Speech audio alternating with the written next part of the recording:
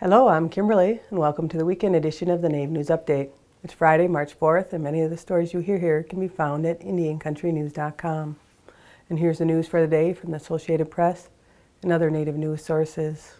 The Department of Interior Secretary Sally Jewell has presented Congress with the department's overall budget request of $13.4 billion for 2017, which earmarks nearly $3 billion for Native American programs, a $137.6 million increase above the enacted level of the 2016 budget. It asked for a $1 billion investment to support Native youth education and $278 million to fund contract support costs. Secretary Jewell stated that the budget expands economic opportunities for Native Americans and promotes responsible energy development. In responses to questions about the department's priorities for Indian country and tribal policy, Jewell identified education as being critically important.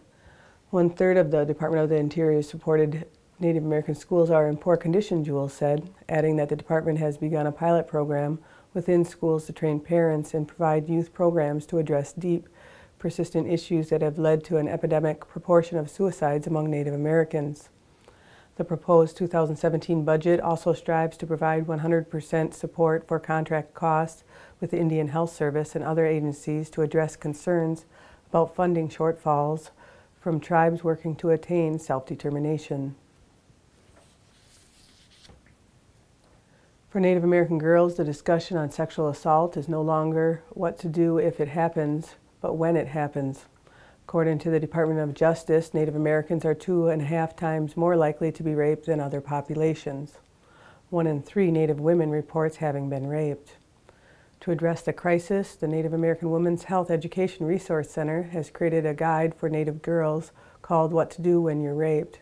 The free online manual gives girls advice on seeking treatment from the local clinic, how to get emergency contraceptives, and what services are available to them.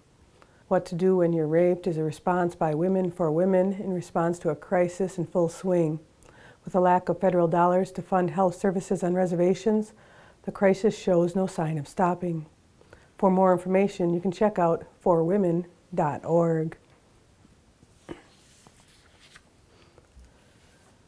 A new computer game is helping to celebrate and preserve Indigenous culture in Brazil. Guilherme Meneses, an anthropologist from the University of Sao Paulo, worked with around 30 people from the Kawana tribe in the Amazon to develop a game that explores their ancient myths, rituals, and stories.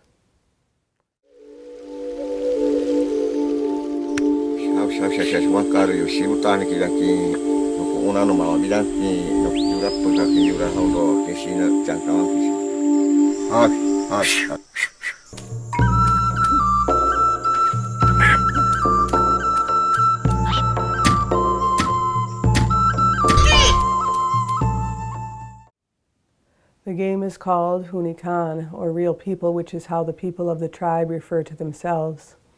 In the game, a pair of Indigenous twins, a young hunter and artisan, pass through a series of challenges to become a healer and a master of drawings. Along the way, players learn about their ancestors, animals, and spirits of the forest. The game will be available for free download online starting in April. For more information, you can check out hunikun.wordpress.com. The parent company of the Mohigan Sun Casino says it has received a license from the Korean government to build a $5 billion resort near the international airport in Seoul. The Mohican Tribal Gaming Authority says the project will include a hotel complex with 1,350 rooms, more than 20,000 square meters of retail space, and an arena that says would be the largest in South Korea. The Gaming Authority is teaming with the KCC Group, a South Korean chemicals company, and the airport for the project. Gaming Authority President Bobby Soper said the company aims to help the Korean government fulfill its vision of driving economic development by growing tourism, creating jobs, and showcasing Korean culture via the integrated resort. Senator Jon Tester, Vice Chairman of the Senate Indian Affairs Committee, is celebrating Women's History Month by launching the hashtag Native Heroes and individually recognizing Native American female leaders. The senator has kicked off the social media campaign by honoring Eloise Cobell, a proud member of the Blackfeet tribe, whose strength led to the compensation of $3.4 billion to hundreds of thousands of Native Americans for the federal mismanagement of Indian trust land. Tester will culminate Women's History Month by introducing legislation to strengthen domestic violence protections for Native American women and children and ensure future generations will be able to continue the tradition of raising great Native American women change makers. And that's another roundup of news from Indian Country on this edition of the Native News Update. I'd like to thank you for joining me and have a grand day.